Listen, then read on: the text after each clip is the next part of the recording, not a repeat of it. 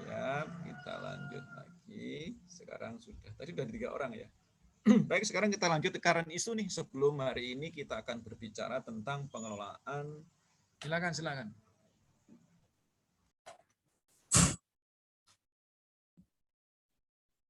Oke, apa udah terlihat, Pak?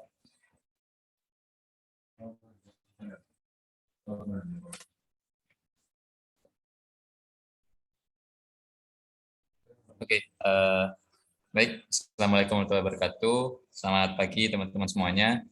Jadi pada kesempatan pagi hari ini, alhamdulillah kita bisa ketemu lagi untuk membahas lanjutan materi dari manajemen BUMN 2. Ya, mungkin teman-teman juga dari sebelumnya udah selesai liburan ya ini ya, pasti sedang semangat-semangatnya banget nih buat menyimak kembali materi yang akan kita bahas pada pagi hari ini. Oke, jadi pada pagi hari ini kita akan membahas terkait dengan pengelolaan aset pada satuan kerja BLU. Dan untuk dasar utama dari materi yang akan kita bahas yaitu ada di Peraturan Menteri Keuangan Nomor 129 Tahun 2020. Oke, untuk anggota kelompok kami sendiri dari kelompok 5 terdiri dari Androniko absen 5, Anissa Devita absen 6, saya sendiri Firdaus absen 15, Mardika absen 19, Muhammad Yaryana absen 23, serta Nimada Indah absen 24. Oke, sebagai pengantar terlebih dahulu, jadi BLU atau Badan Layanan Umum itu merupakan instansi di lingkungan pemerintah yang dibentuk untuk memberikan pelayanan pada masyarakat berupa penyediaan barang atau jasa yang dijual tanpa mengutamakan mencari keuntungan dan dalam melakukan kegiatannya didasarkan pada prinsip efisiensi serta produktivitas. Oke, selanjutnya terkait dengan pengelolaan aset pada BLU mungkin akan dijelaskan oleh Andrew Neko. Pada Andrew dipersilakan. Ya, baik, saya akan menjelaskan bagaimana pengelolaan aset pada BLU. Jadi BLU atau Badan Layanan Umum ini mempunyai tugas untuk mengelola aset pada BLU sendiri ya. Dan kemudian hasil dari pengelolaan aset pada BLU itu digunakan sepenuhnya untuk menyelenggarakan kegiatan BLU dalam rangka meningkatkan pelayanan kepada masyarakat. Jadi dari BLU juga untuk BLU gitu. Lanjut, guys.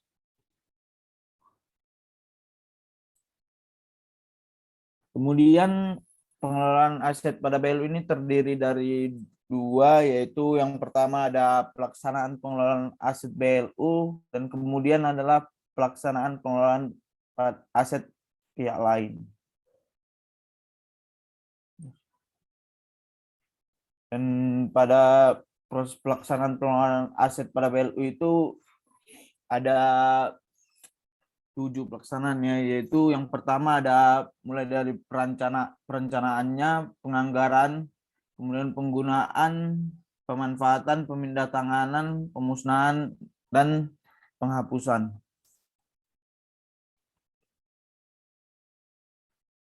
Nah, kemudian pengelolaan aset pada BLU dilaksanakan berdasarkan ada 7 asas, yaitu yang pertama asas fungsional, kemudian asas kepastian hukum, kemudian asas transparansi, asas keterbukaan, asas efisiensi, asas akuntabilitas, dan kepastian nilai. Kemudian pelaksanaan pengelolaan aset pada BLU juga berpedoman pada ketentuan perundang-undangan di bidang pengelolaan barang milik negara sepanjang tidak diatur dalam Peraturan Menteri Keuangan Nomor 129/PMK 05/2020.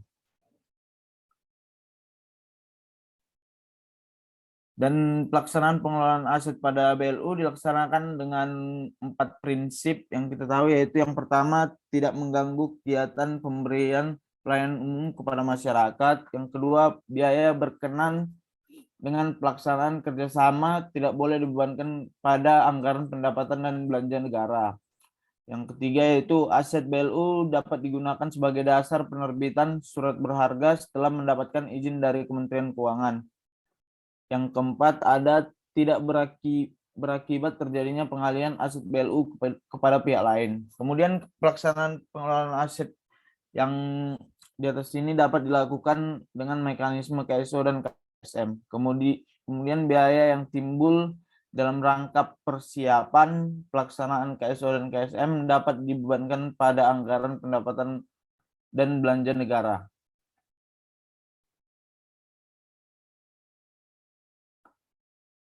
Lalu KSO dan KSM pada pelaksanaan pengelolaan aset ini bertujuan dalam yang pertama yaitu meningkatkan penyediaan pelayanan umum kepada masyarakat. Yang kedua adalah mengoptimalkan daya guna dan hasil guna aset BLU sendiri. Yang ketiga yaitu meningkatkan pendapatan BLU yang dapat digunakan langsung untuk membiayai belanja BLU sesuai RBA.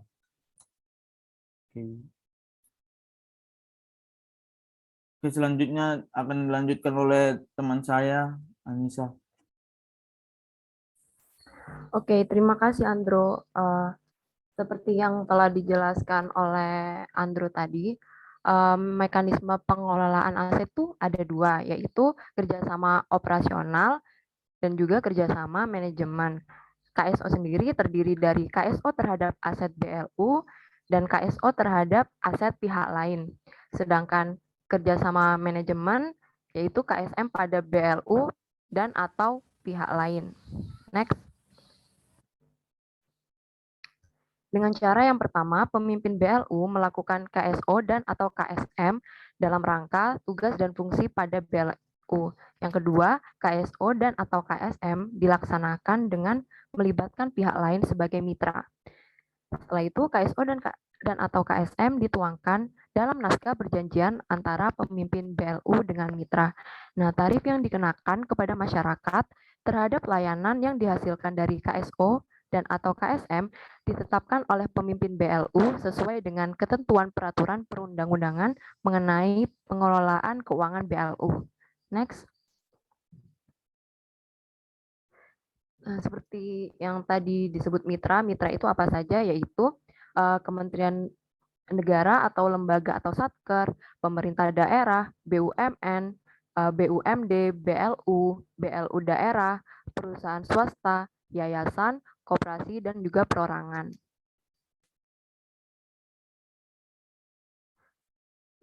Objek KSO yaitu tanah, gedung, dan bangunan, dan juga selain tanah dan bangunan, yaitu aset tidak berwujud. Nah, aset tidak berwujud itu seperti software, lisensi, copyright, hak paten, merek dagang, dan yang lain-lain. Next. Bentuk KSO sendiri yaitu KSO tanah dan bangunan. Selanjutnya ada KSO aset selain tanah dan atau bangunan. Dan selanjutnya akan dijelaskan oleh rekan saya Firdaus. Terima kasih.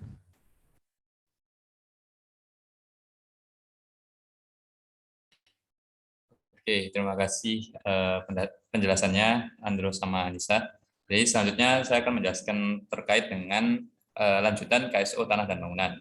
Nah, KSO tanah dan bangunan sebagaimana yang dimaksud di pasal 140 di PMK 129 ini, yaitu mitra mendayagunakan tanah dan atau gedung dan bangunan milik BLU sebagaimana dalam rangka pelaksanaan tugas dan fungsi BLU di dalam jangka waktu yang sudah disepakati. Kemudian mitra itu boleh mendirikan bangunan atau sarana berikut dengan fasilitasnya di atas tanah milik BLU. Nah, setelah selesai pembangunannya, nanti bakal diserahkan lagi kepada BLU untuk kemudian digunakan oleh mitra atau mitra bersama BLU. Kemudian mitra juga boleh mendirikan gedung dan bangunan atau sarana berikut fasilitasnya di atas tanah milik BLU dalam rangka pelaksanaan tugas dan fungsi BLU. Dan juga mitra nantinya akan menyerahkan gedung dan bangunannya dan atau sarana berikut fasilitasnya kepada BLU dengan jangka waktu yang sudah disepakati. Untuk jangka waktu pelaksanaan, untuk jangka waktu mulai boleh dilakukannya KSO tanah dan bangunan ini itu 15 tahun sejak ditandatangani perjanjian. Nah, untuk imbalan hasil dari KSO tanah dan bangunan ini, jadi BLU akan menerima kompensasi tetap serta imbal hasil. Nah, besaran imbal hasilnya sendiri itu memperhitungkan beberapa aspek, mulai dari omset, keuntungan, serta biaya operasional yang timbul. Nah, sedangkan untuk besaran kompensasi tetapnya sendiri itu didasarkan atas nilai wajar atas tanah, nilai penghapusan, serta estimasi nilai sisa. Nah, kalau tadi sudah dibahas terkait sama jangka waktu, kapan mulai dilakukannya KSO tanah dan bangunan, nah yang ini yaitu jangka waktu dilaksanakannya KSO tanah dan bangunan. Nah, jangka waktunya sendiri itu 30 tahun sejak ditandangani. Itu maksimal 30 tahun sejak ditandangani.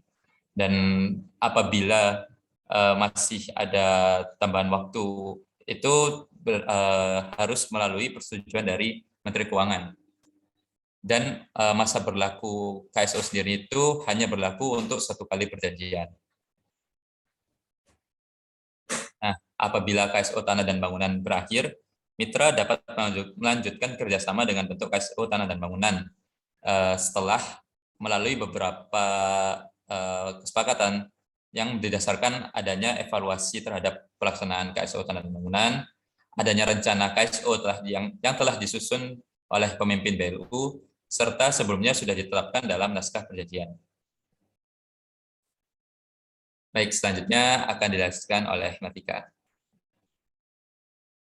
Oke, baik, terima kasih kepada Mas Daus. Nah, saya akan melanjutkan tentang KSO aset selain tanah dan atau bangunan. Nah, jadi KSO aset selain tanah dan atau bangunan itu dilakukan berdasarkan keputusan pemimpin BLU dengan ketentuan sebagai berikut. Nah, yang pertama itu ketentuannya itu BLU mendapatkan imbalan berupa kompensasi tetap, imbal hasil dan atau manfaat ekonomi lainnya. Yang kedua, setelah jangka waktu KSO berakhir, mitra dapat mengajukan perpanjangan kerjasama. Dan yang ketiga, perpanjangan kerjasama ditetapkan pemimpin BLU setelah dilakukan evaluasi dan penyelesaian klausul dalam perjanjian. Nah, yang terakhir itu yaitu dalam hal mitra tidak mengajukan perpanjangan kerjasama, mitra tidak diperbolehkan menggunakan manfaat dari aset selain tanah dan atau bangunan milik BLU demi kepentingan sendiri, dan menjamin bebas dari segala tuntutan hukum dan hak-hak pihak ketiga. Nah, bagaimana dengan KSO terhadap aset pihak lain? Nah, di sana itu KSO terhadap aset pihak lain itu dilakukan terhadap objek KSO berupa peralatan dan mesin milik mitra. Yang kedua, dilakukan dengan cara BLU mendayagunakan peralatan dan mesin milik mitra untuk selanjutnya digunakan dalam pemberian pelayanan umum BLU sesuai jangka waktu tertentu yang disepakati. Yang ketiga, dilakukan berdasarkan keputusan pemimpin BLU. Dan yang terakhir yaitu BLU mendapatkan imbal hasil dari pelaksanaan KSO terhadap aset pihak lain. Selanjutnya, nah, yang di sini KSO terhadap aset pihak lain tadi sudah saya jelaskan, yaitu tentang BLU mendayagunakan peralatan dan mesin milik mitra untuk selanjutnya digunakan dalam pemberian pelayanan umum BLU sesuai jangka waktu tertentu yang disepakati. Nah, apa yang dimaksud dengan jangka waktu tertentu di sini yaitu ditetapkan dengan memperhitungkan masa manfaat peralatan dan mesin. Nah, selanjutnya akan dijelaskan oleh teman saya. Oke, terima kasih Dika. Nah, di sini saya akan membahas mengenai KSM. Jadi, BLU itu dapat melakukan KSM dalam bentuk ada dua, yaitu yang pertama pendayagunaan aset BLU dan atau mitra dalam rangka menghasilkan layanan dengan menggunakan atau menyertakan sumber daya manusia dan atau kemampuan manajerial yang dimiliki oleh BLU. Lalu yang kedua, pendayagunaan aset BLU dan atau mitra dalam rangka menghasilkan layanan dengan menggunakan atau menyertakan sumber daya manusia dan atau kemampuan manajerial yang dimiliki oleh mitra. Jadi di sini ada yang dimiliki oleh BLU dan mitra. Nah, lalu untuk kegiatan KSM ini itu dilaksanakan dengan ketentuan harus dilakukan berdasarkan keputusan pimpinan BLU. Lalu jangka waktu KSM paling lama 5 tahun sejak ditandatanganinya perjanjian. Lalu jika jangka waktu KSM sebagaimana dimaksud sebelumnya, apabila telah berakhir itu dapat dilakukan perpanjangan setelah dilakukan evaluasi dan penyesuaian klausul dalam perjanjian. Next. Nah, selanjutnya ada pemilihan mitra. Nah, di sini kita akan membahas pemilihan mitra dengan penunjukan langsung, tender, dan juga perizinan. Next. Nah, yang pertama, pemilihan mitra dilakukan dengan mekanisme penunjukan langsung. Itu dilakukan terhadap calon mitra yang mengajukan permohonan KSO tanah dan bangunan dalam bentuk sebagaimana yang disebutkan sebelumnya, itu pasal 141 huruf A, yaitu mitra dapat mendayagunakan tanah dan atau gedung dan bangunan milik BLU dalam rangka pelaksanaan tugas dan fungsi BLU selama jangka waktu tertentu yang disepakati dalam perjanjian. Next. Nah, selanjutnya kita akan membahas yang tender. Jadi, tender terhadap calon mitra dilakukan pada yang pertama, KSO tanah dan bangunan dalam bentuk mitra mendirikan bangunan dan atau sarana berikut fasilitasnya di atas tanah milik BLU. Dan setelah selesai pembangunannya, diserahkan kepada BLU untuk kemudian digunakan oleh mitra atau mitra bersama BLU dalam rangka pelaksanaan tugas dan fungsi BLU selama jangka waktu tertentu yang disepakati dalam perjanjian. Selanjutnya, KSO tanah dan bangunan dalam bentuk mitra mendirikan gedung dan bangunan dan atau sarana berikut fasilitasnya di atas tanah milik BLU untuk kemudian digunakan oleh mitra dalam rangka pelaksanaan tugas dan fungsi BLU. Dan mitra menyerahkan gedung dan bangunan dan atau sarana berikut fasilitasnya kepada BLU sesuai jangka waktu yang disepakati dalam perjanjian. Selanjutnya, KSO terhadap aset pihak lain sebagai dimaksud dalam pasal 134 huruf B dilakukan terhadap objek KSO berupa peralatan dan mesin milik mitra. Dan terakhir, KSM dalam bentuk sebagaimana maksud dalam pasal ini 155 huruf B yang teman-teman. Oke, next. Nah, pemilihan mitra terhadap KSO aset selain tanah dan atau bangunan itu dapat dilakukan melalui mekanisme langsung, perizinan, atau tender terhadap calon mitra. Dan mekanisme pemilihan mitra itu ditetapkan lebih lanjut oleh pemimpin BLU. Next. Nah, ini mekanisme perizinan. Pemilihan mitra dilakukan melalui mekanisme perizinan terhadap calon mitra yang mengajukan permohonan KSM dalam bentuk sebagaimana yang dimaksud dari pasal 155 sebelumnya, yaitu mengajukan permohonan KSM dalam bentuk pendayagunaan aset BLU dan atau mitra dalam rangka menghasilkan layanan dengan menggunakan atau menyertakan sumber daya manusia dan atau kemampuan manajerial yang dimiliki oleh BLU. Dan perizinan ditetapkan oleh pimpinan BLU. Next.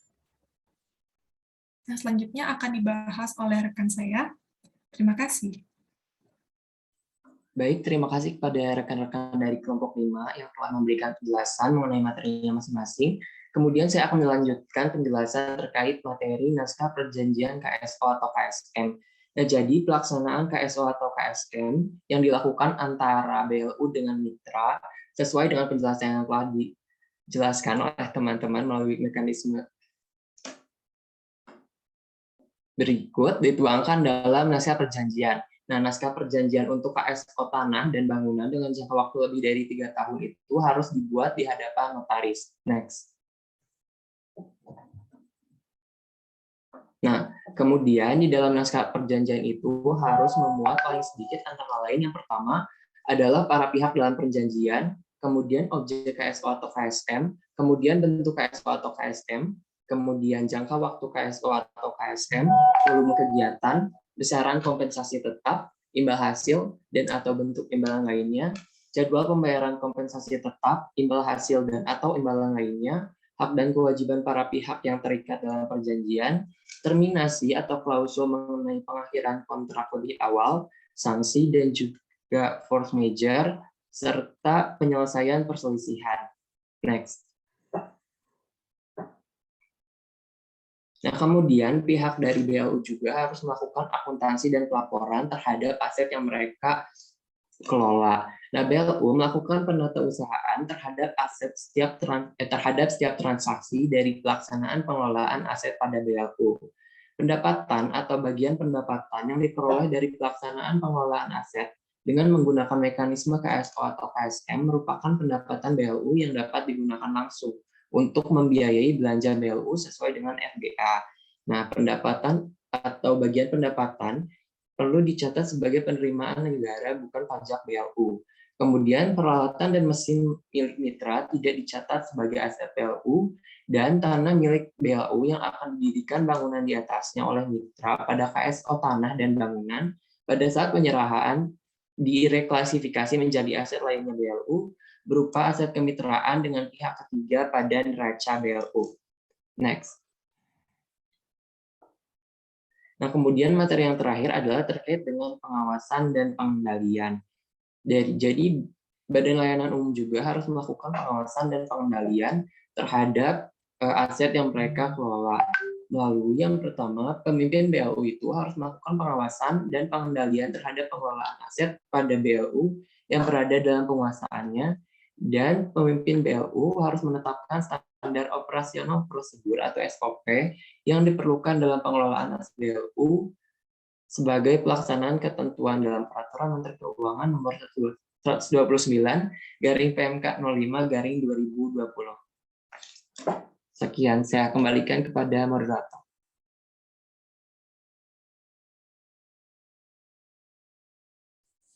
Baik, terima kasih atas penjelasannya dari teman-teman kelompok 5. Mungkin buat ngecek nih teman-teman pada masih antusias sama materi kita hari ini, mungkin bisa kasih reaction clap hands-nya dulu deh. Biar aku tahu nih kalau teman-teman masih ada di depan laptop masing-masing nih. Oke, terima kasih banyak teman-teman juga untuk partisipasinya dalam mendengarkan kami dari kelompok 5 dalam memaparkan materi. Nah, selanjutnya kami akan membuka sesi pertanyaan bagi teman-teman yang mungkin masih merasa ada yang masih belum terjawab nih di benak teman-teman terkait sama materi pengelolaan aset pada Satker BLU. Nah, untuk sesi pertama ini kami akan berikan 3 pertanyaan terlebih dahulu yang bisa teman-teman ajukan dengan cara melakukan raise hand. Oke, jadi teman-teman nanti bisa langsung raise hand aja kalau misalnya masih ada pertanyaan yang mau ditanyakan. Oke, aku hitung di hitungan ketiga, nanti teman-teman yang mau bertanya bisa langsung melakukan raise hand ya. 1, 2, 3. Oke, mungkin masih mikir ya teman-teman. Oke, masih udah dapat Novia nih yang mau bertanya. Masih ada sisa 2 pertanyaan lagi, boleh. Oke, Farhan juga udah 1 lagi. Mungkin kalau masih ada 1 lagi atau kita ambil 2 dulu ini.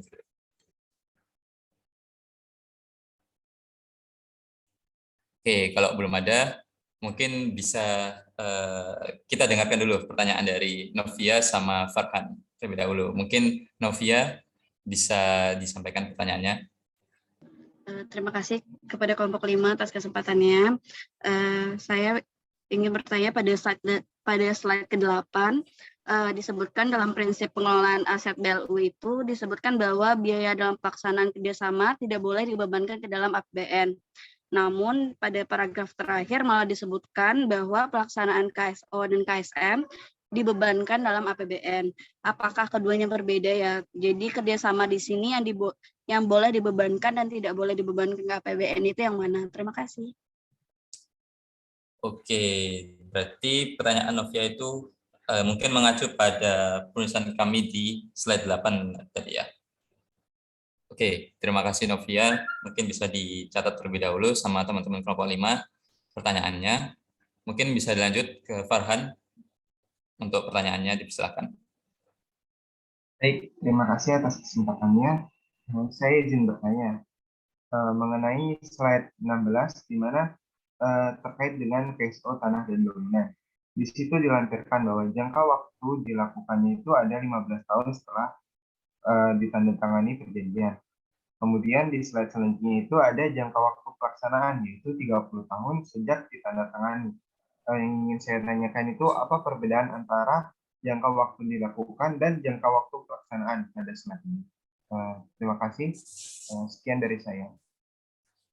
Oke, terima kasih Farhan atas pertanyaannya. Berarti terkait sama jangka waktu yang ada perbedaannya itu ya, yang paling lama 15 tahun sama yang paling lama 30 tahun. Oke, mungkin bisa ditampung lagi oleh teman-teman kelompok 5 pertanyaannya. Nah, selanjutnya kalau misal masih belum ada yang mau bertanya, jadi kami dari kelompok 5 sudah menyiapkan kuisis nih, seperti teman-teman di kelompok-kelompok sebelumnya yang sebenarnya udah metanya kita ya, kita meta kuisis banget ini. Jadi kita juga udah mempersiapkan beberapa pertanyaan terkait sama materi kita pada pengolahan aset pada Satker BLU. Oke, mungkin teman-teman bisa join nih di kuisis yang akan kita tampilkan. Jadi kita akan menampilkan kuisis, kita main-main kuisis dulu nih sebelum kita mulai jawab pertanyaan dari Farhan sama Novia tadi. Oke.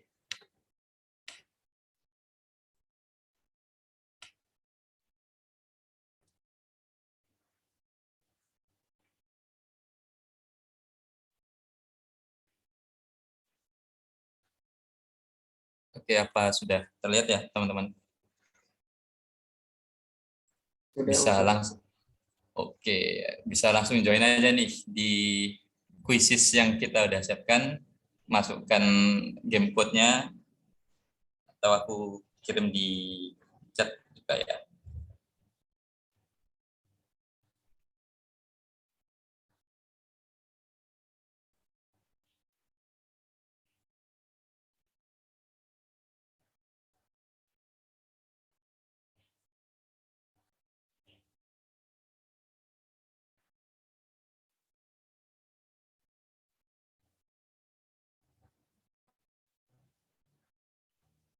Oke, di grup kelas juga udah aku kirimin juga ya link sama game code-nya. Jadi teman-teman bisa langsung join aja. Oke, sudah ada beberapa teman-teman nih yang join. Ada Sanstui Bang. Kayaknya udah sangat siap ini Sanstui Bang ya. Terus ada Hong Panjang. Proposal belum revisi. Waduh, ini antara kalian yang nggak ngejar atau gimana? Kok bisa belum selesai? Belum revisi. Terus ada James Bones. Ini pemenang berturut-turut ya sepertinya ya. Terlalu menguasai, harus di nerf ini. Terus ada Shopee Pay.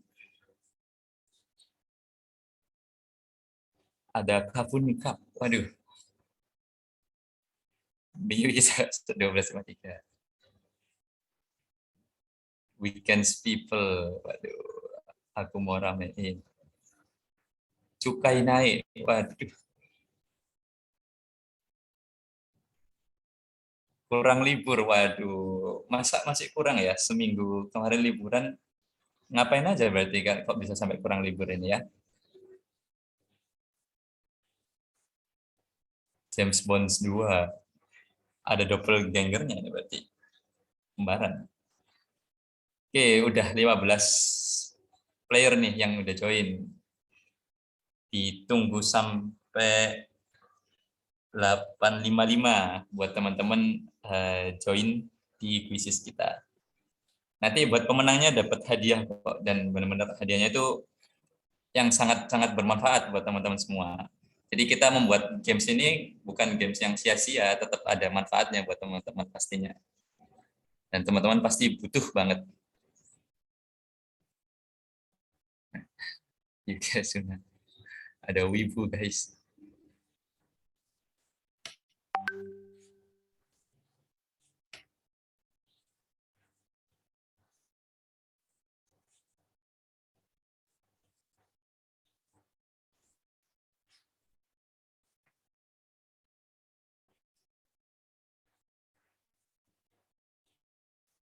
Ini aku malah dapat kabar dari salah satu anggota kelompok 5 juga bilang katanya kalau menang dapat hadiah Shopee Pay.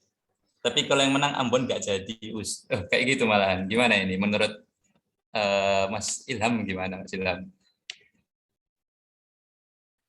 Kok bisa ada diskriminasi kayak gini tuh gimana menurut Mas Ilham ya?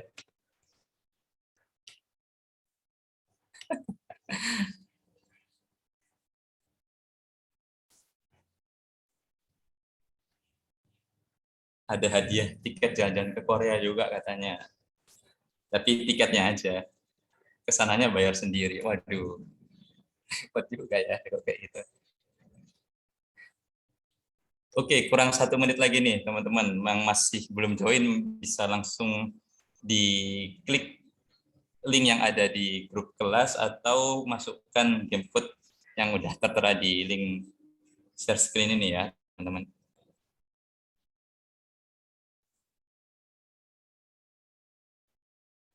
Oke, sudah 23. Montek mubah. Oke, udah pukul 8.55. Mungkin masih ada teman-teman yang belum join. Mungkin bisa ikut menyimak ya, ikut menyimak agar kita lebih efisiensi waktu juga. Udah jam 8.55. Di aku start ya, teman-teman. Oh, apa ditunggu sampai 25 nih? Oke, tunggu sampai 25 peserta deh, kayak gitu. Ayo teman-teman, kurang 1 lagi.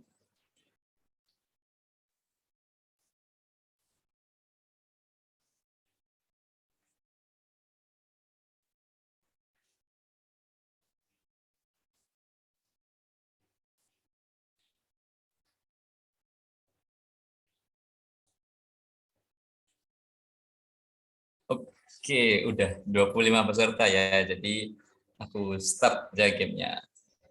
Teman-teman bisa mempersiapkan diri.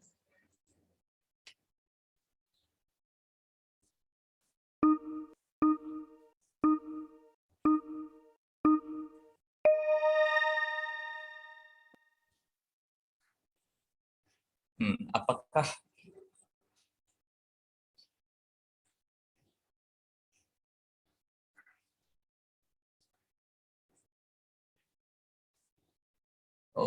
sepertinya wait. Apa aku salah share screen-nya ini?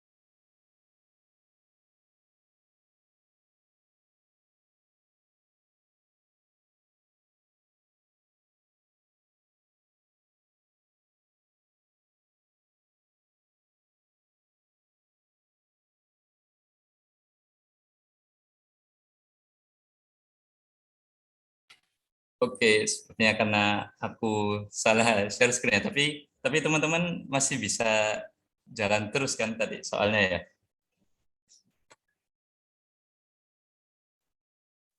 Ada kesalahan teknis ya teman-teman ya.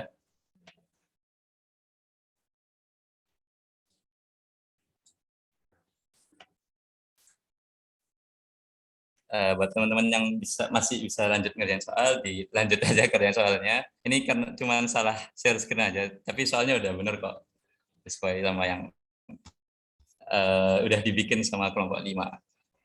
Nanti aku kasih lihat hasil akhirnya aja, siapa pemenangnya ya.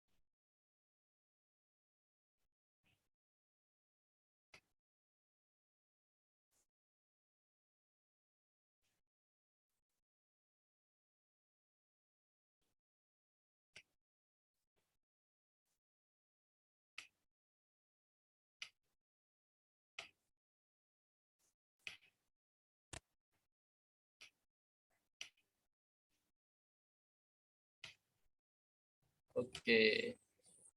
Sementara yang memimpin ada di proposal belum revisi, kurang libur sama Hong Banjang ya teman-teman. Udah 18/26 player yang komplit.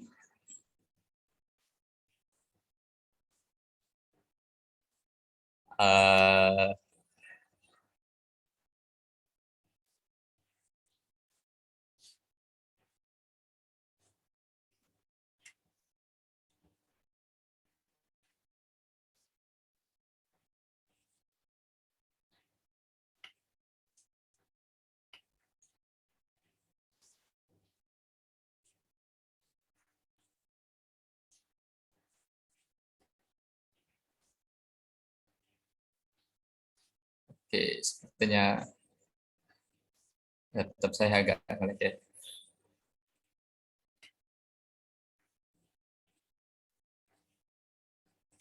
Oke, 3 teratas masih tetap dan sepertinya kita sudah menemukan pemenangnya ya teman-teman. Jadi untuk teman-teman yang memakai username proposal belum revisi, kurang libur, sama Hong Banjang, nanti bisa menghubungi teman-teman dari kelompok 5 untuk konfirmasi hadiahnya ya teman-teman.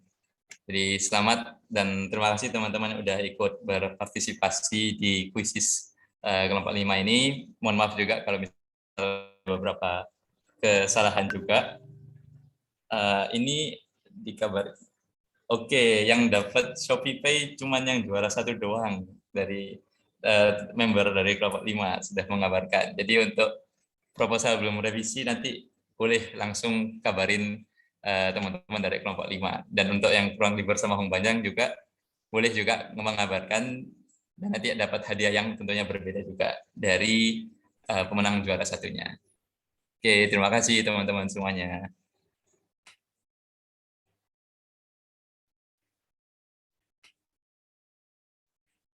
Baik, terima kasih buat teman-teman yang udah ikut partisipasi di Games. Sekarang kita mulai akan menjawab pertanyaan dari Novia sama pertanyaan dari Farhan tadi ya. Mungkin teman-teman dari kelompok 5 yang sudah menemukan jawaban dari pertanyaan Novia terlebih dahulu, mungkin bisa dipersilahkan menjawab.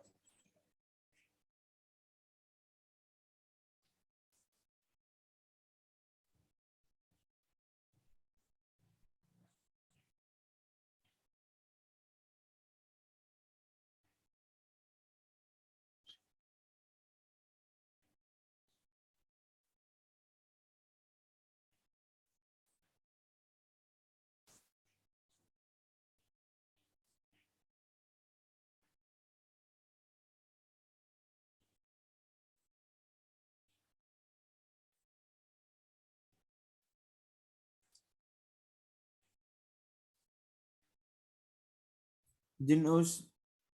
Oke, buat Andro dipersilahkan. Ya, mungkin untuk jawaban dari Novia tadi mengenai kenapa yang satu itu dibebankan kepada APBN, kenapa yang satu lagi enggak ya? Mungkin dapat kita lihat tadi di slide-nya, slide 8, boleh share screen enggak? Boleh, sebentar ya.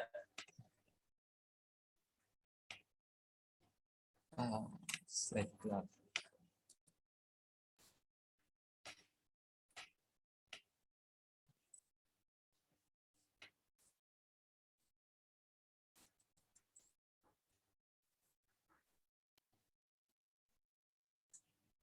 Ini ya. Oke, ini. Mungkin dari jawaban dari pertanyaan Novia tadi, menurut kelompok kami yang sudah kami diskusin itu kan yang pertama itu yang boleh dibebankan itu kepada APBN sebenarnya bagian dari perencanaan pelaksanaannya, bukan pelaksanaan. Jadi pelaksanaan itu yang tidak boleh dibebankan, tapi perencanaannya itu boleh dibebankan. Dapat kita lihat di sini mungkin.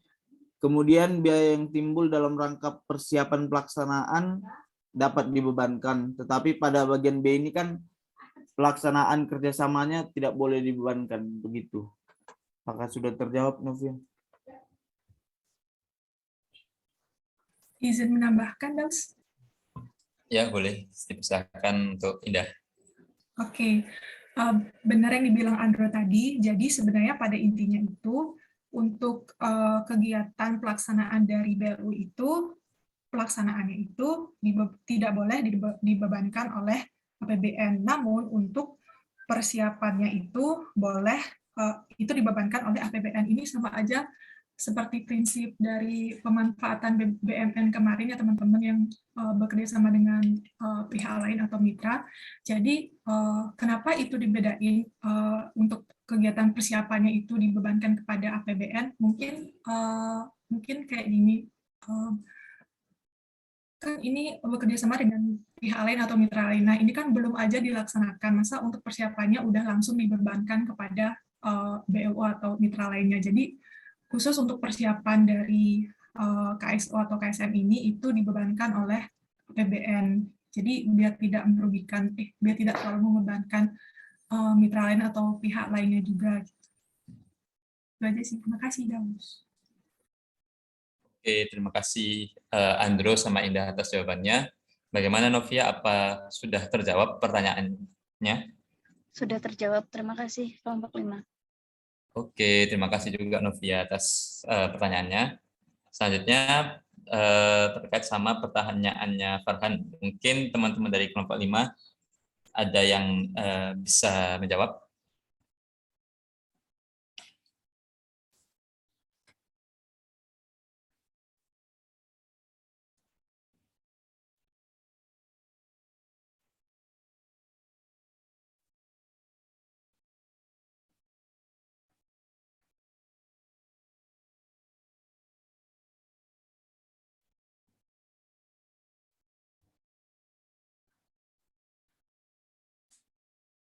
Oke, mungkin kalau misal belum ada ya dari teman-teman kelompok 5 yang ingin menjawab, aku coba jawab terlebih dahulu.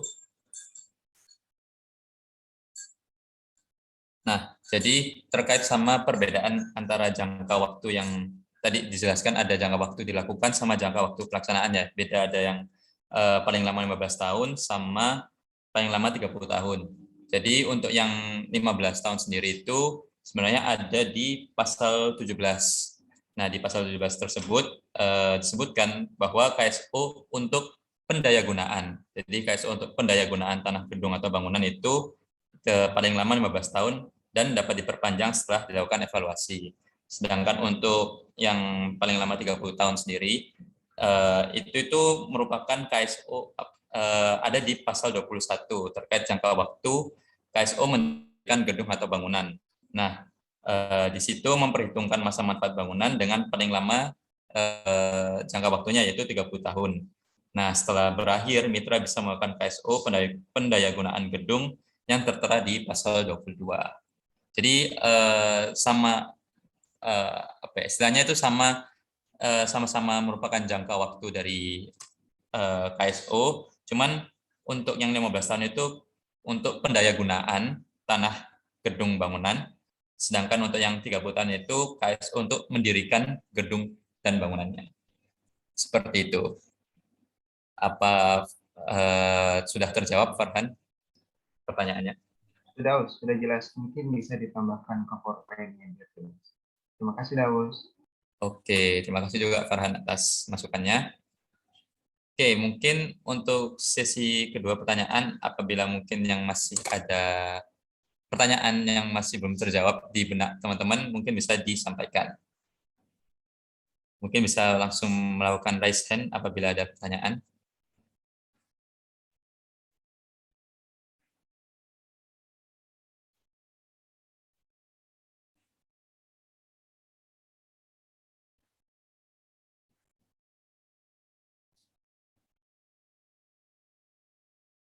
Oke, sudah ada pertanyaan dari Mas Ilham ini ya. Untuk Mas Ilham, boleh dipersilahkan menyampaikan pertanyaannya. Baik, terima kasih. Teman-teman kelompok 5. Di sini saya ingin mengkonfirmasi saja mengenai maksud dari BLU di sini kan sebagaimana kita sudah pelajari di materi sebelumnya itu ada pembagian BLU yaitu BLU penuh sama BLU bertahap kan itu kalau tidak salah ada di materi PKN itu PMK sebelumnya PMK 7 2006 yang mana yang sekarang kita pelajari kan yang mengubah itu ya. Nah itu di PMK yang baru ini saya ingin mengkonfirmasi saja berarti apakah tidak ada pembagian lagi BLU secara penuh dan bertahap? Karena yang saya pahami sampai saat ini itu tidak ada kata-kata yang menyebutkan hal tersebut sehingga kalau seperti itu otomatis pengelolaan asetnya hanya sebatas BLU yang telah pengelolaan itu secara penuh itu saja ya berarti tidak ada yang bertahap dan sebagainya lagi. Kurang lebih demikian, saya hanya ingin mengkonfirmasi. Terima kasih. Oke, terima kasih. Oke, terima kasih Mas Ilham atas pertanyaannya.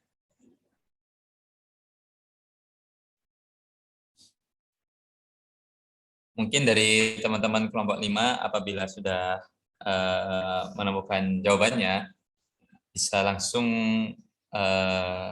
on mic saja dan menjawab pertanyaan dari Mas Ilham.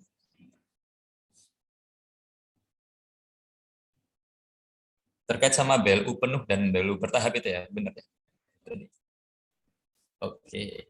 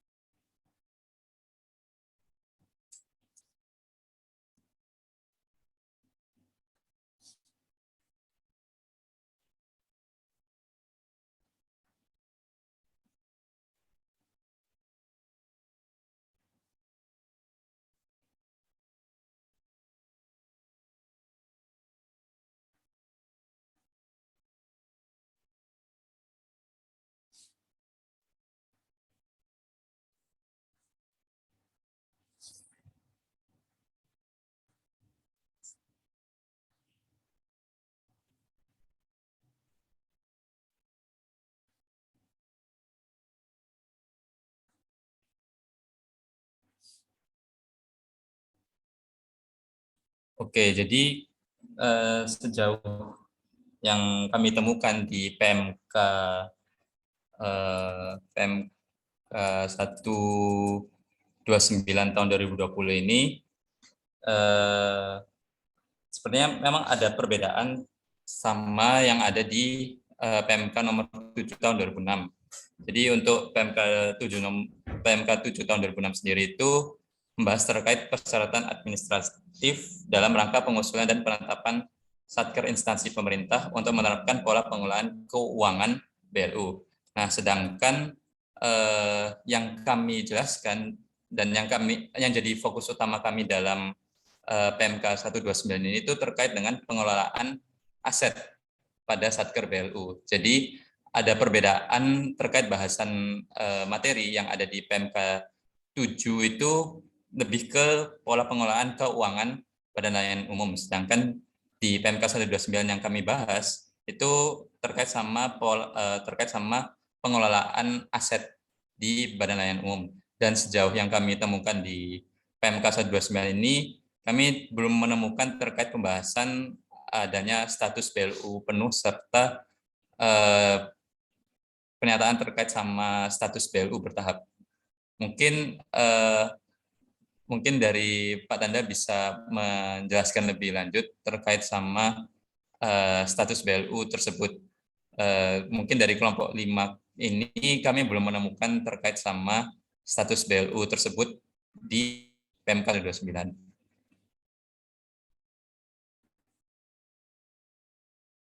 Oke, untuk Pak Tanda mungkin apabila ingin menambahkan, dipersilakan. Ya. Oke, terkait dengan pertanyaan bagaimana kalau status BLU-nya masih bertahap gitu ya, maksudnya gitu ya? Iya Pak, apakah ada alasannya Pak kok di PMK yang baru ini saya belum menemukan Pak. Ya, oke. PMK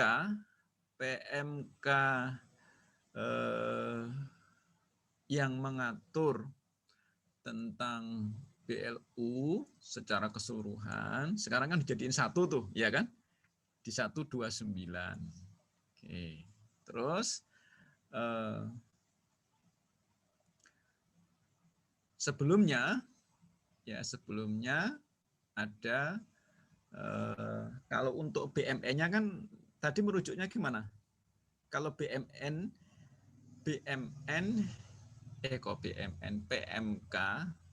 yang khusus mengatur tentang BLU sebelumnya kan PMK 136 ya?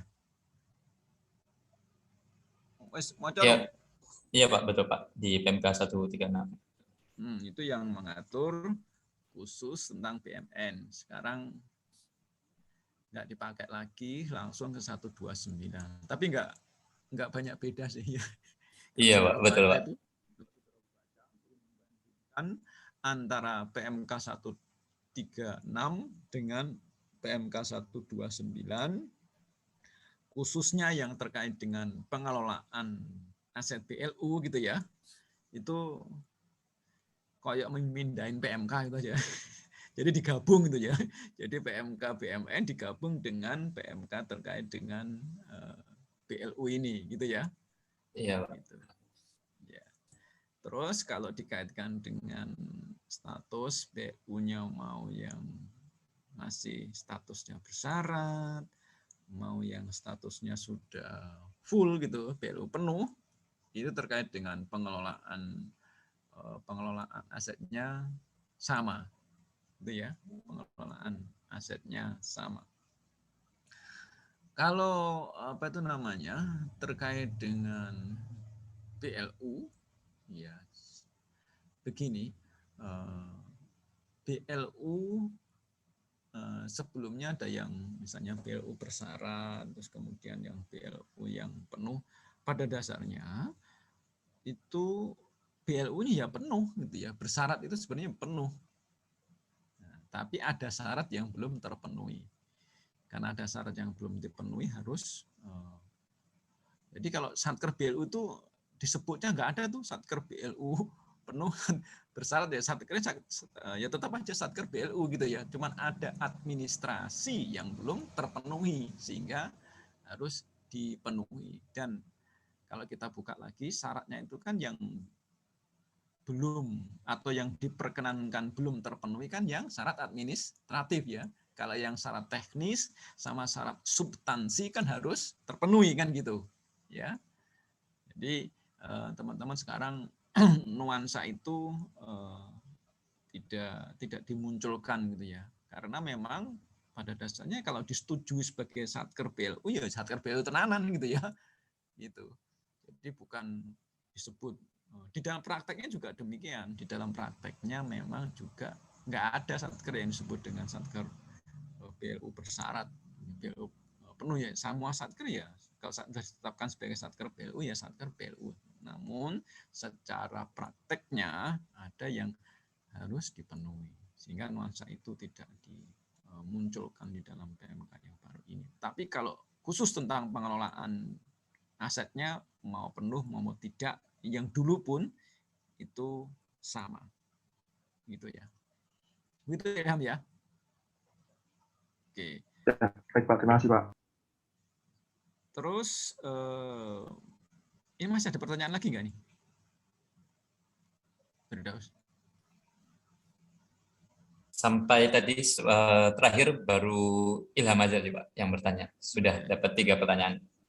Ya, kalau masih ada lagi, monggo nanti kalau enggak saya tambahin diskusi dari saya. Silakan. Oke, teman-teman. Bila masih ada pertanyaan, mungkin bisa langsung disampaikan.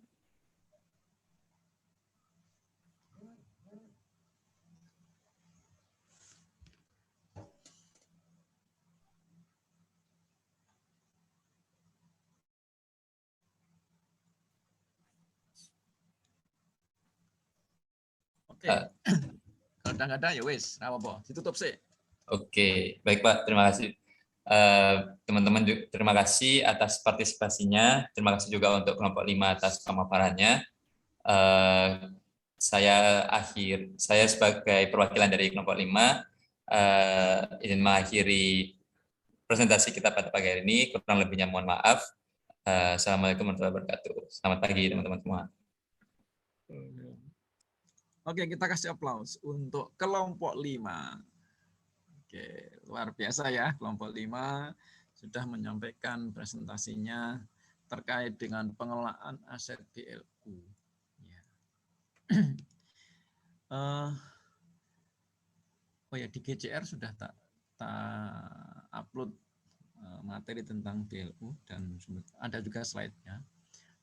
Di slide tersebut saya awali memang dari sebuah pertanyaan, apa sih yang melatar belakangi aset BLU gitu ya, ada diatur tersendiri gitu ya. Jadi ada aturan. Kalau sebelumnya kan ada aturan tersendiri tentang pengelolaan aset BLU gitu. Ya. Sementara juga ada aturan terkait dengan BMN yang berada pada satker non PKBLU. Teman-teman bisa telusuri secara regulasi bahwa memang satker BLU itu secara pola pengelolaan keuangannya disebut di undang-undang. Ya, di Undang-Undang Nomor 1 bisa kita temui. Terus kemudian di PP ya.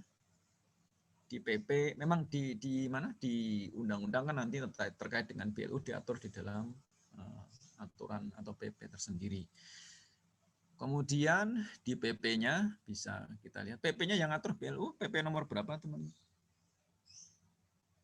Halo. PP nih, PP yang atur BLU.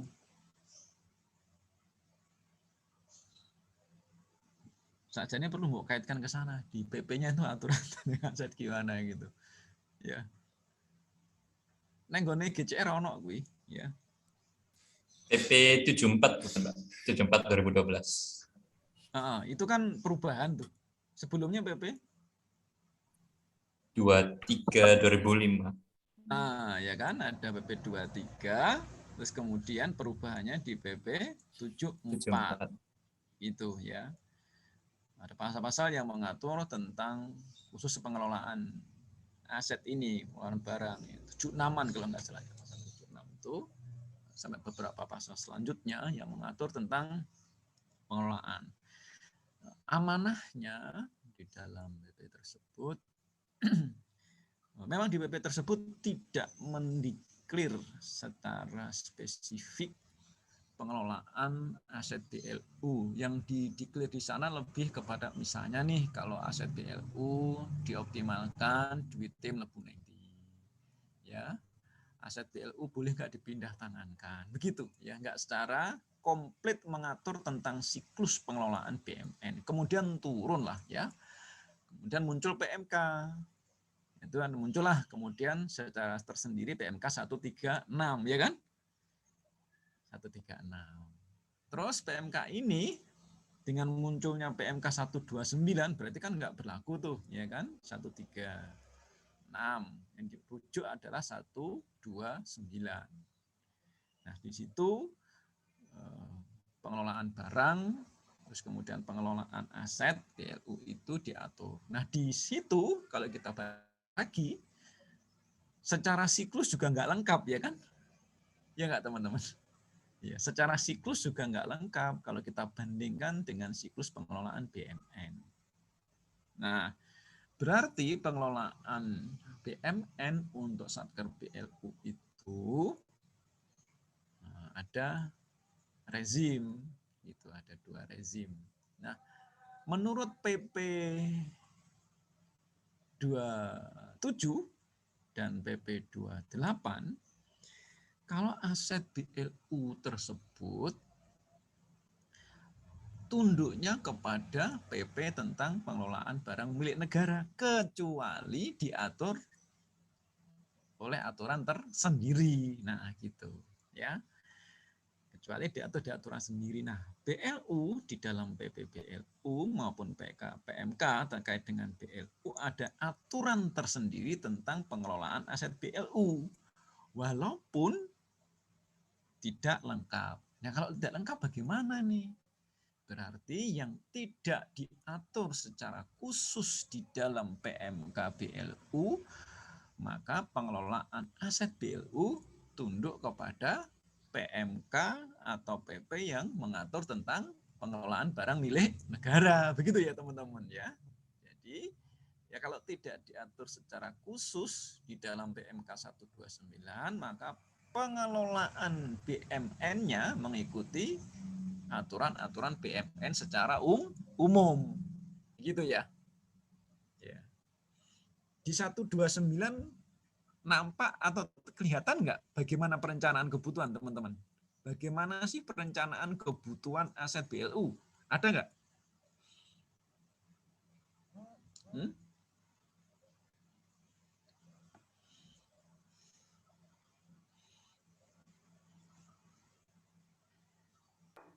Kalau di PMK itu disebutkannya RSB 5 tahunan, Pak. Ya, jadi kalau di sana yang diatur khusus yaitu tentang renstranya, terus kemudian di RPA-nya gitu ya kan, harus tertuang di situ kan, di rencana bisnis gitu. Nah, padahal kalau di RKBMN kan berbeda ya, RKBMN dengan situ. Jadi ini yang masih menjadi kebingungan praktek di lapangan ya. Di dalam praktek di lapangan, BLU itu membuat RPA, rencana bisnis, kemudian rencana strategis. Nah, rencana bisnis dan strategis ini nanti akan menjadi lampiran untuk jadi RPA ya. RPA itu kan menjadi lampiran RKA, KL ya kan? RKA, KL, Satker BLU kan masih Satker ya. Jadi kan harus membuat RKA, KL. Gitu. Nah, di dalam RKK itu harus dilampirkan yang sifatnya, yang rencana bisnis dan anggaran ini dilampirkan nanti ketika membuat RKK. Karena apa, teman-teman? Karena Satker BLU ini kan masih ada proses BMN-nya kan?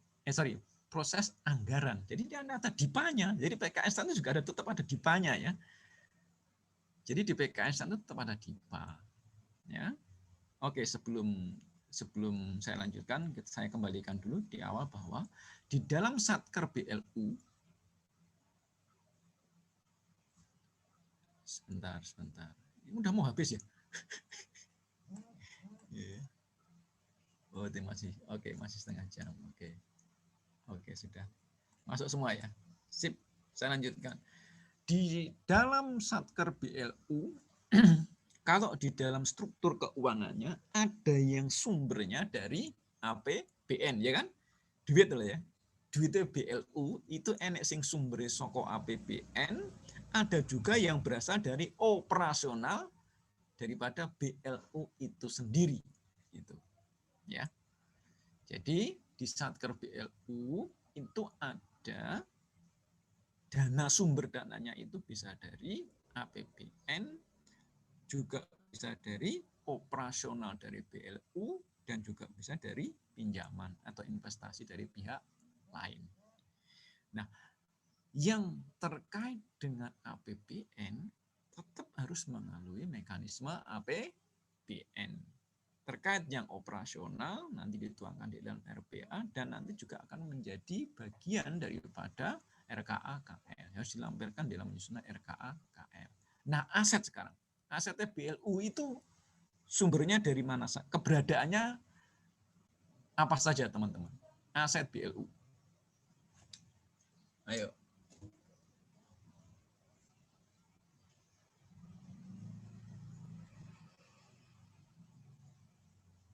Aset BLU.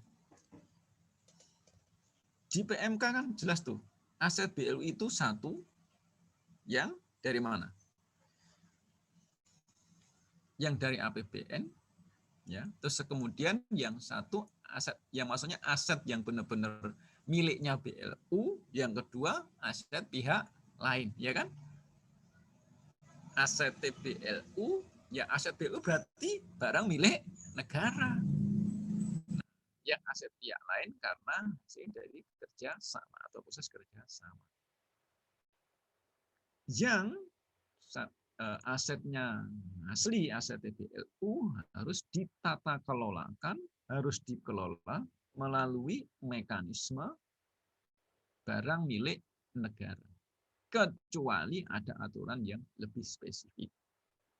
Itu ya. Nah, aturan yang spesifik ada di 129 tapi nggak lengkap. Berarti yang nggak lengkap di situ harus tunduk kepada aturan aturan pengelolaan barang milik negara. Nah, yang lebih diatur khusus di situ adalah yang asetnya pihak ketiga. Oke. Nah, kalau kita lihat lagi di dalam PMK 129 lebih banyak mengatur tentang kerja sama, ya kan, KSO sama KSM. Tadi udah dijelasin belum KSO KSM?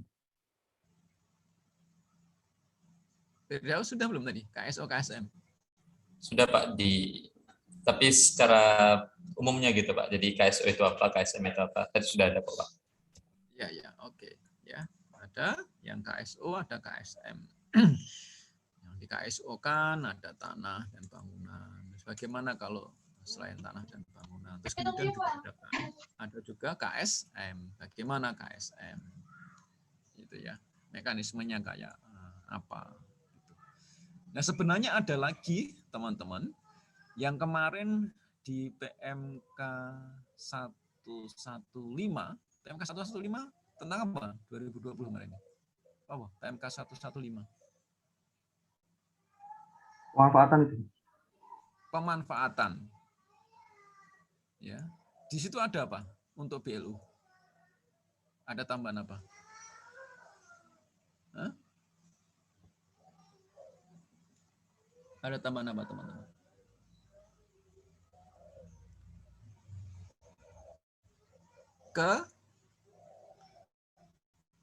Ketupi. Ya kan? Benar? Iya, Pak. Iya. Nah, ketupi itu nanti dikelola ini terkait dengan BLU. Gitu ya. Akhirnya BLU. Gitu. Nah, di PP 28 juga disebutkan ya, mengakomodir ketupi ini nanti dilakukan oleh Satker BLU. Gitu. Ya, jadi teman-teman sekalian, BLU ini kalau dari segi bisnisnya gitu, ya, ada berapa? Lupa atau masih ingat? BLU kemarin waktu ini pelajaran ini di mana ya? Di saudara dapat nggak ya? BLU nggak dapat ya saudara ya?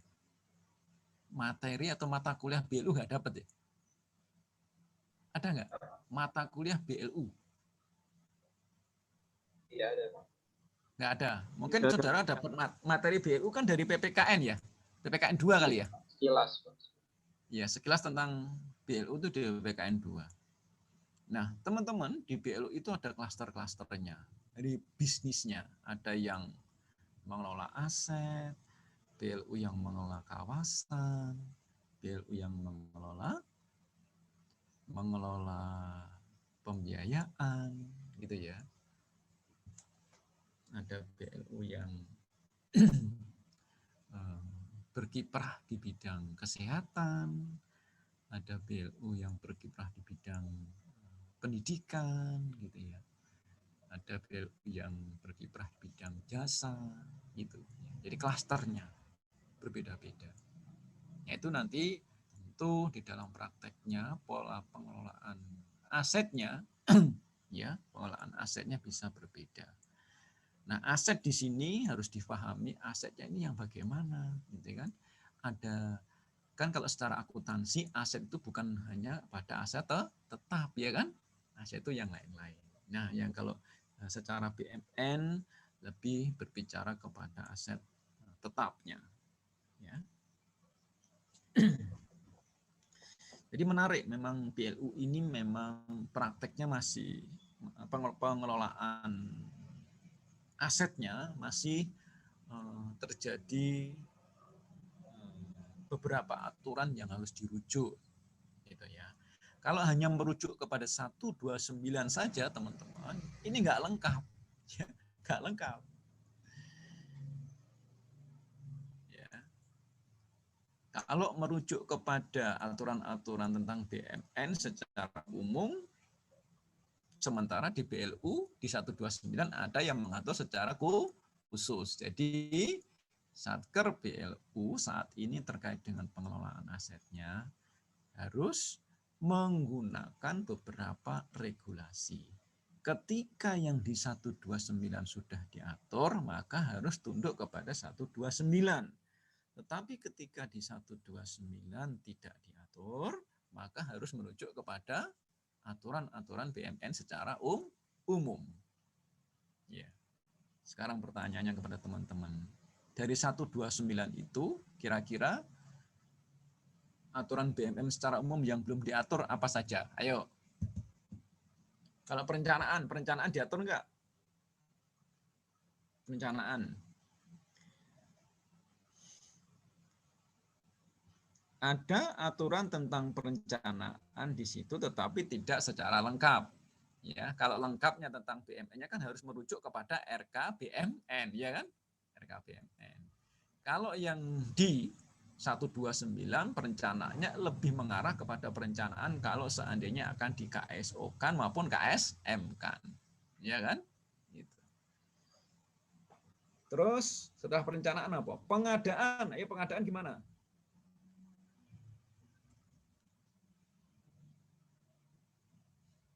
Kalau saudara baca pasal, sebelum memasuki pasal tentang pengelolaan asetnya, maka di situ ada pengelolaan barang, ya kan? Di 129. Nah, pengelolaan barang itulah yang mengatur tentang bagaimana pengadaan barang dan jasa di BLU. Itu intinya diberikan kewenangan kepada Satker untuk membuat regulasi, membuat aturan tentang pengadaan barang dan jasa untuk BLU. Tetapi kalau belum, maka merujuk kepada pengelolaan barang milik negara, pengelolaan barang dan jasa secara umum. Ya, PBJ secara umum. Oke. Pemanfaatan diatur. Ya enggak teman-teman? Pemanfaatan diatur enggak? Di 129. Penggunaan. Penggunaan diatur enggak? Penggunaan. Ya. Halo, penggunaan diatur enggak? Penggunaan BMN Satker BLU. Secara spesifik enggak diatur kan ya? Enggak diatur. Secara umum diaturnya begini, bahwa Satker BLU atau pimpinan BLU harus mengelola asetnya. Nah, aset itu digunakan atau dioptimalkan, bukan dioptimalkan, ya memang BLU itu dua ya, ada yang menggunakan, ada yang mengoptimalkan untuk memberikan pelayanan kepada, meningkatkan pelayanan kepada stakeholders-nya, kepada masyarakat. Tapi terkait dengan Satker BLU harus melakukan penetapan status, nggak ada diatur di 129. Nggak ada kan? Nggak ada. Satker BLU harus mengusulkan penetapan status penggunaan BLN. Penetapan status yang nilainya sekian-sekian cukup di Satker, yang sekian-sekian harus ke pengguna, yang sekian-sekian harus ke pengelola. Itu nggak ada. Ya, berarti harus merujuk kepada aturan tentang penggunaan BMN secara umum. Gitu ya teman-teman. Oke, pemanfaatan diatur ya kan? Ya nggak Pak ya? Pemanfaatan di situ ada yaitu pakai KSO maupun KSM. Bagaimana kalau pemanfaatan jenis lain? Kan pemanfaatan enggaknya cuma dua itu aja kan ya?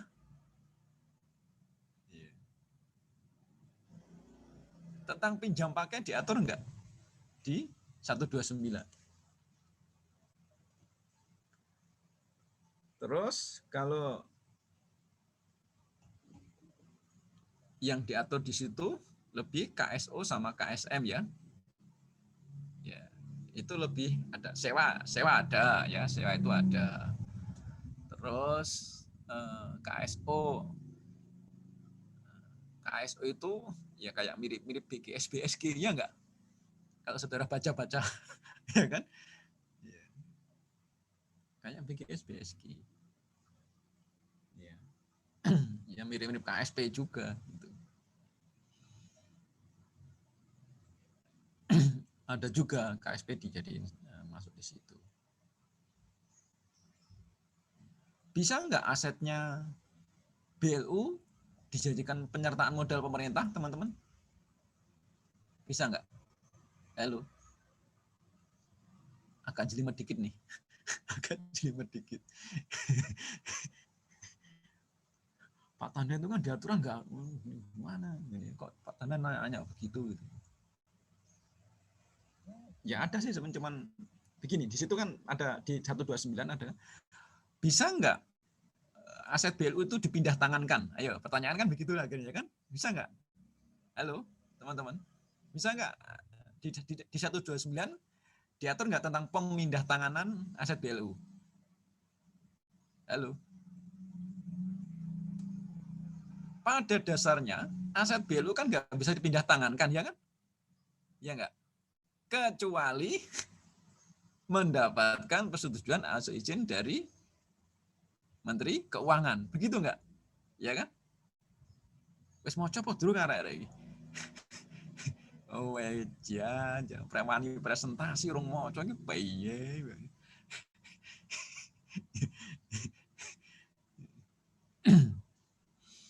Jadi kalau mau mindah tangan kan ya harus izin. Ini memang menarik kalau nanti suatu saat ada kasus, ada case gitu ya, ada kondisi BLU ingin agar asetnya menjadi penyertaan modal pemerintah. Mekanismenya pakai mana nih? Bisa BLU sendiri atau bagaimana? Atau mengikuti PMPP secara umum yang diatur di dalam pengelolaan barang milik negara.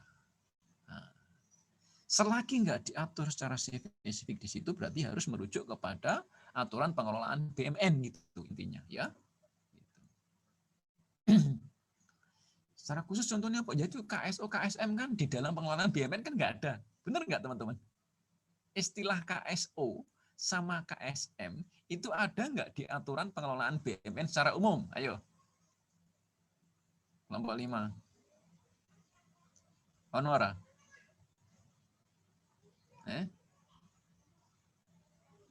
Ya jelas Rauno kan nggak ada. Iya kan? Di pengelolaan BUMN ya kena ada BGS, BSG, pemanfaatan kan? Ada KSP, KSPI, ketupi, pinjam pakai kan gitu. KSM, KSO nggak diatur. Nah, maka kalau ketika bicara tentang KSO, KSM karena sudah diatur spesifik di BLU, maka ya itulah yang dirujuk oleh Satker BLU. Gitu ya. Ketika diingin menggunakan mekanisme yang lain, maka merujuknya kepada aturan BUMN secara umum. Itu. Ini khusus untuk BUMN yang benar-benar miliknya BLU atau aset yang miliknya BLU, bukan miliknya pihak ketiga. Kalau pihak ketiga kan lain lagi, ya kan? Misalnya nih, ada aset pihak ketiga di KSO kan ke BLU, oleh BLU dipinjamkan, ya oleh kan? Karena bukan asetnya BLU, itu aset pihak ketiga. Oke teman-teman ya. Saya aku tak tutup PC boleh. Tak tutup PC ya. Kurang 12 menit itu tutup enggak sih? Nanti takut kelewatan lagi ya. Nah, jadi teman-teman, kalau kita bicara pengelolaan BUMN secara siklus, secara utuh, apa yang ada di 129 itu belum utuh. Jadi sampai pemanfaatannya, pengamanan dan pemeliharaan BUMN di 129 tidak secara detail diatur siapa yang bertanggung jawab terkait dengan pengamanan dan pemeliharaan. Akhirnya dikembalikan bahwa kalau pengamanan pemeliharaan BUMN, maka yang melakukan pengamanan dan pemeliharaan adalah yang memiliki, yang menguasai aset tersebut. Ketika aset yang tersebut dimanfaatkan, maka yang memanfaatkan yang harus melakukan pengamanan dan pemeliharaan. Nah, ketika nggak diatur 129 secara detail, kan nggak ada tuh. 129 kan ada pengamanan fisik, pengamanan hukum, pengamanan administratif, ada nggak di 129? Teman-teman? Nggak ada kan? Enak orang? Tidak ada, Pak. Cuma disebutkan aja Pak, tapi nggak dijelaskan. Iya. Kalau pengamanan kan dilakukan oleh Satker BLU ya. Tetapi kalau itu nanti dimanfaatkan, misalnya dikerjasamakan dengan pihak ketiga, maka pihak ketiganya kan ya, yang harus melakukan pengamanan, disebutin singkat begitu. Tapi secara detailnya tidak disebutkan secara rinci seperti yang di aturan BUMN secara umum. Begitu ya. Oke, ada pengamanan. Setelah itu, pengamanan penilaian. Bagaimana penilaian? Diatur nggak di 129 tentang penilaian, teman-teman?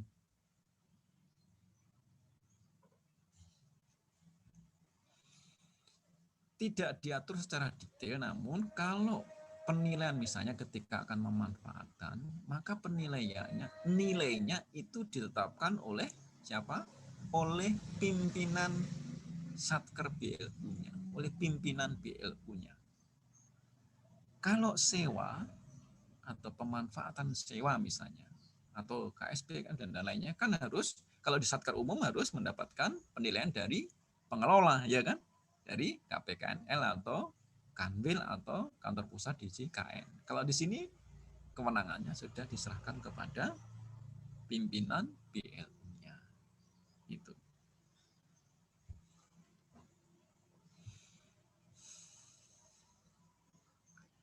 Selanjutnya, kalau ada tarif sewa, tarif KSP, BKS, BSG, dan lain-lainnya, kalau di dalam Satker BLU itu cukup dengan PMK, ya, dengan peraturan Menteri Keuangan. Sedangkan kalau untuk Satker yang biasa, tarifnya harus dalam bentuk perpres, ya, untuk Satker biasa.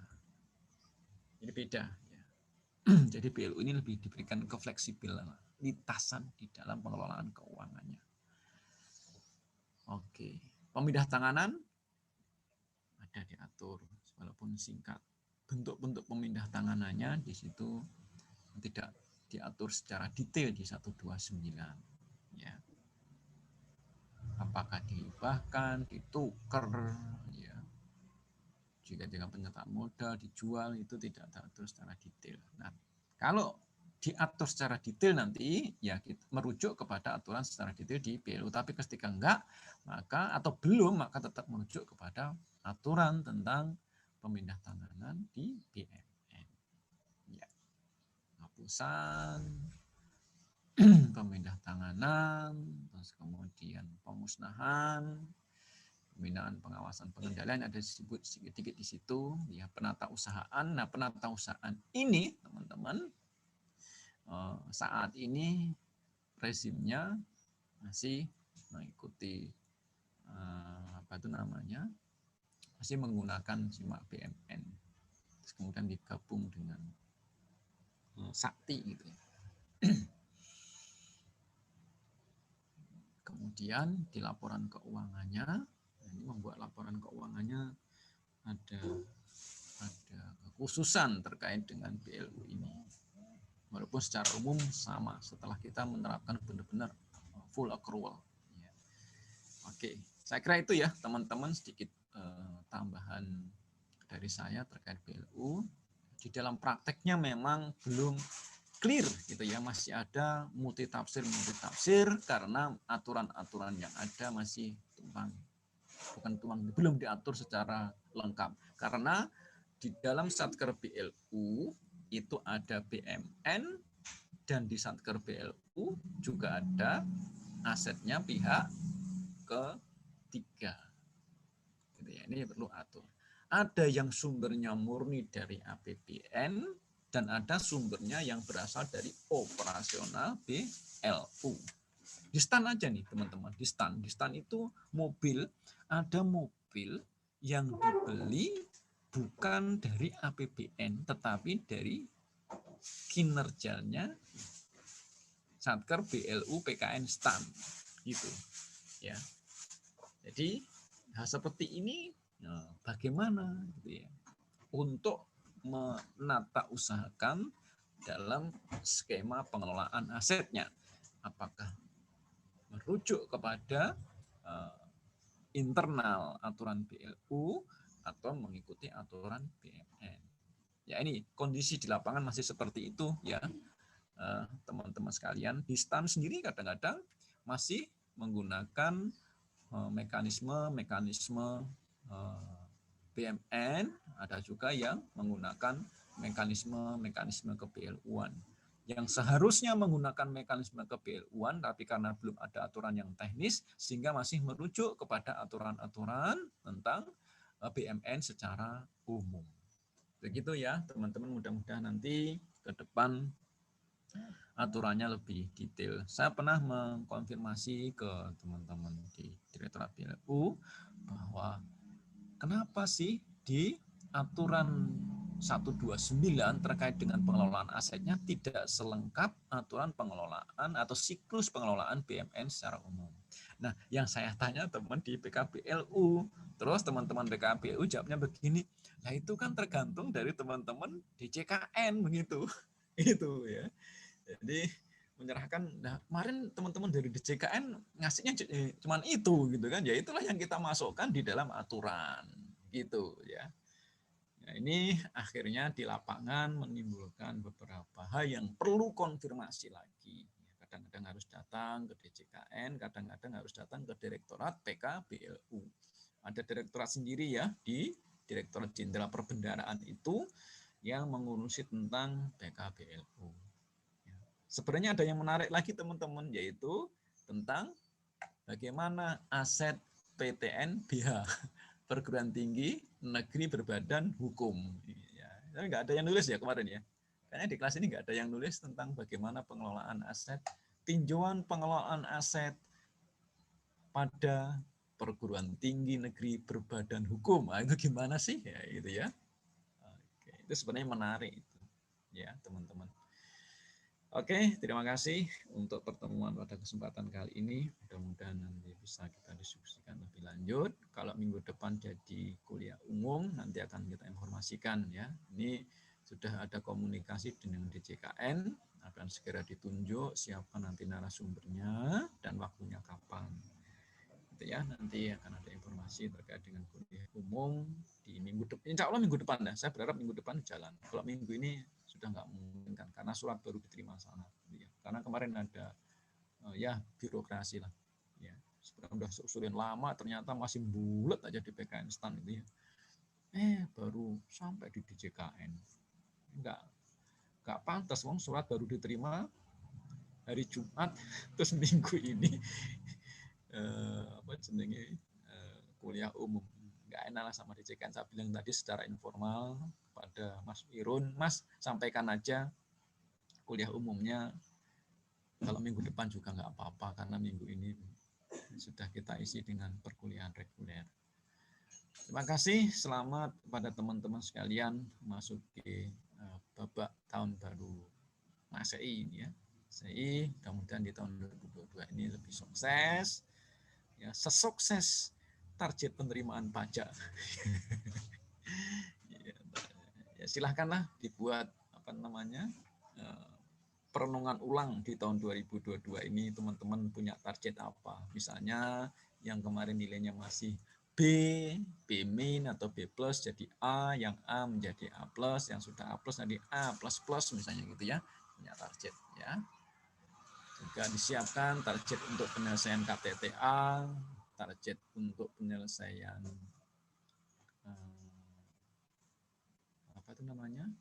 PKL gitu ya. Jadi saudara mulai susun itu targetnya kapan supaya saudara nanti mengarungi 2022 ini bisa sebaik mungkin. Terus siap-siap juga kalau pemberkasan itu dokumen-dokumen apa saja yang perlu disiapkan, mulai dicicil sejak sekarang supaya nanti saudara nggak bingung ya ketika pemberkasan. Sekali lagi di 2022 doa saya mudah-mudahan saudara sukses semua, lulus semua di tahun 2002 ini, tidak ada satupun yang tertinggal. No one left behind. Tidak ada satu orang pun yang terlewatkan. Nah, gitu ya. Untuk lulus dan nanti di wisuda entah online maupun offline, aku tak tahu, hanya yang berkuasa yang tahu ya. Mudah-mudahan bisa offline supaya saudara terhibur lah gitu kan, setidak-tidaknya sudah kuliah arek wisuda ya kok ya online bisa toh Pak kebiangeten Pak dengan ya. Terus udah gitu penempatan yo nek bukan di Kementerian Keuangan Pak, lengkap Pak, lengkap guys. Derita ini komplit Pak dengan ya. Yalah, mulai direncanakan ya segala sesuatunya, nanti saudara betul-betul terjun sebagai aparatur sipil negara yang berakhlak. Saya tutup, selamat pagi, salam sejahtera, assalamualaikum warahmatullahi wabarakatuh. Waalaikumsalam. Terima kasih, Pak. Terima kasih, Pak. Oke. Terima kasih, Pak.